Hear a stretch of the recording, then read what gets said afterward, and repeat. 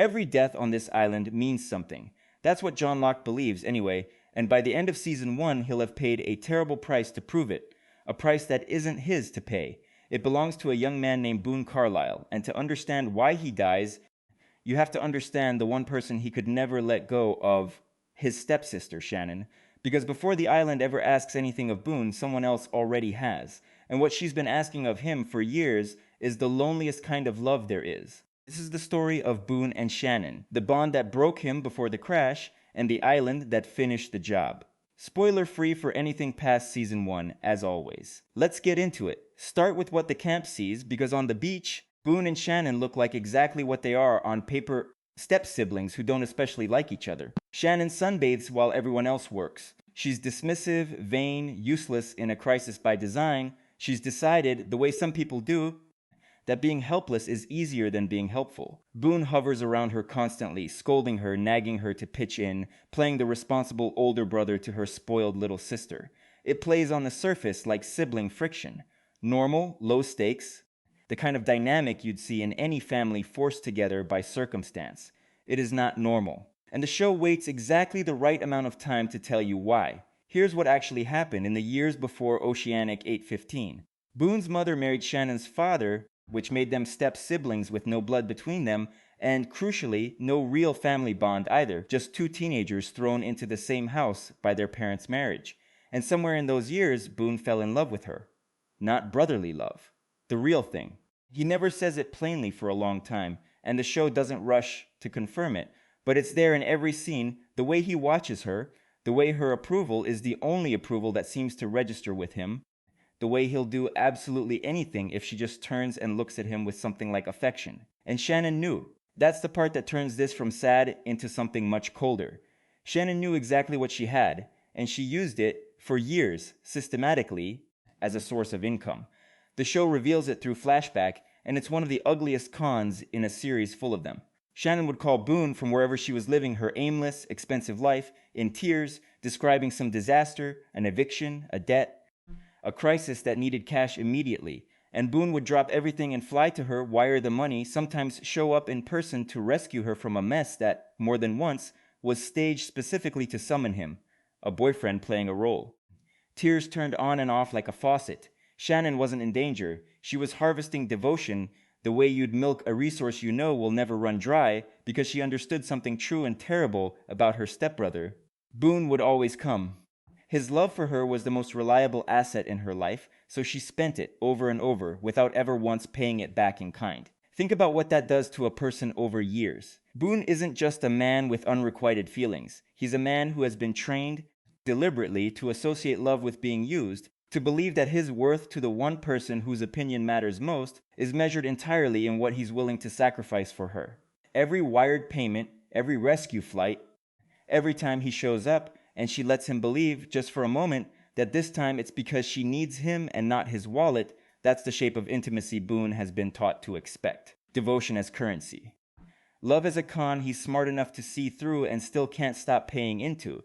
And then there's the night that the show places right before the crash, which recontextualizes everything. I'll keep the specifics gentle, because the moment deserves to land the way the show intends, but the short version is this: whatever boundary was left between them, the two of them cross at once, right before they board that plane. A single night that both of them seem to understand instantly was a mistake neither can undo. It's not romantic. It's the logical endpoint of a relationship built on Boon giving her everything she asks for, and it's the thing that's sitting, unspoken and radioactive, between them when the plane goes down and strands them together on an island with nowhere to hide from each other. So that's who steps off the wreckage and onto the beach. Not squabbling siblings. A man who has spent his adult life mistaking exploitation for love, paired for eternity with the one person who taught him that lesson. Which is exactly the wound that John Locke finds, and exactly the wound he decides to operate on. Locke, if you've watched my video on him, is the island's truest believer, the man who was given a miracle and has decided the island wants something from him in return. And early in the season, Locke takes an interest in Boon, recruits him, really, brings him along on hikes, into the jungle, toward the mysteries only Locke seems unbothered by. He's offering Boon something Shannon never did: purpose, respect, the sense that he matters for a reason that has nothing to do with what he can pay. And Boon, starved for exactly that kind of regard, follows him the way he's always followed the person who seems to hold the key to his own worth. He's just traded one dependency for another, and he doesn't see it because this new one feels like being chosen instead of being used.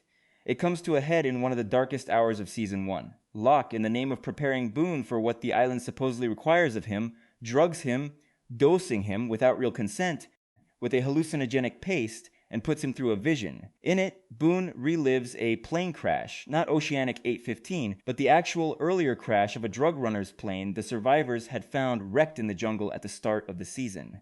In the hallucination, Shannon is aborted, and Boon watches her die again and again, unable to save her, until the vision forces him toward a single brutal instruction: he has to let her go.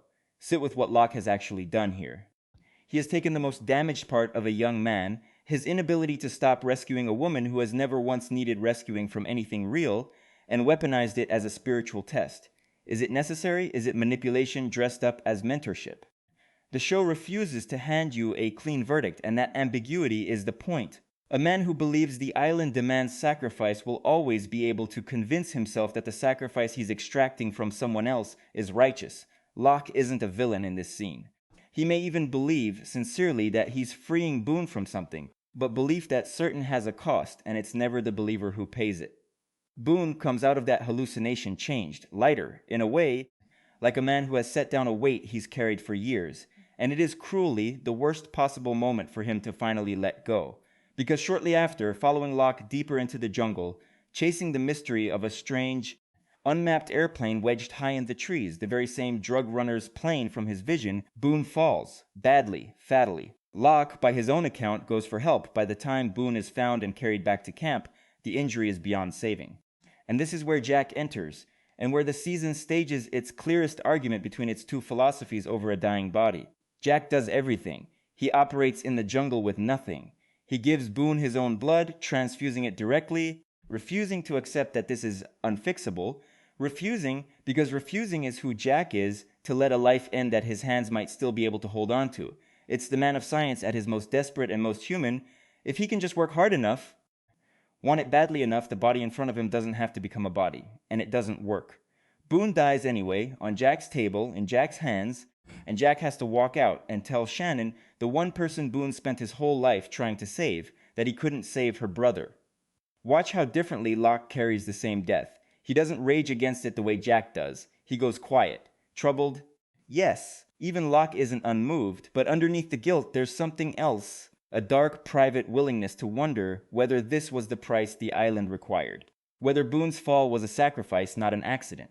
Jack sees a man who died because Jack wasn't good enough. Locke sees a man who died because the island wanted something and got it. Same death.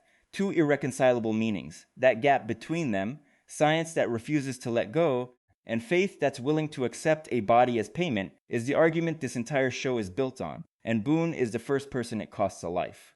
And Shannon. Shannon, who spent years being rescued by a man whose love she never once had to earn, loses him permanently in the one place on Earth where she can't call him and ask him to fly in and fix it. There's no fixing this, no wiring money, no staged crisis, no reliable devotion waiting on the other end of a phone that doesn't exist here anyway. For the first time in her adult life, Shannon has to sit with a loss she caused and cannot undo with a performance. Watch her in the episodes after. The grief is real, and so underneath it is something closer to guilt than she's ever let herself feel before.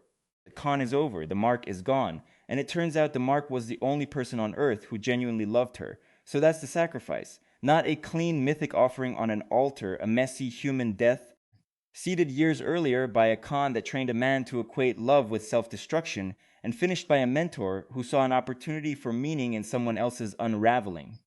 Boon spent his whole life letting go of himself, piece by piece, for a woman who never asked him to stop. The island simply found the last piece and asked for it too. Whether Locke was right, whether the island actually demanded this, or whether a grieving, faithful man simply needed it to be true, is a question Season 1 leaves open, and one the rest of the show will keep circling. But here's what's certain.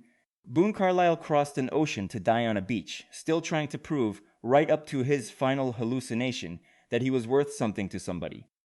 And the tragedy isn't that the island took him. It's that long before the plane ever went down, someone he loved had already taught him that being taken was the closest thing to being wanted he'd ever get.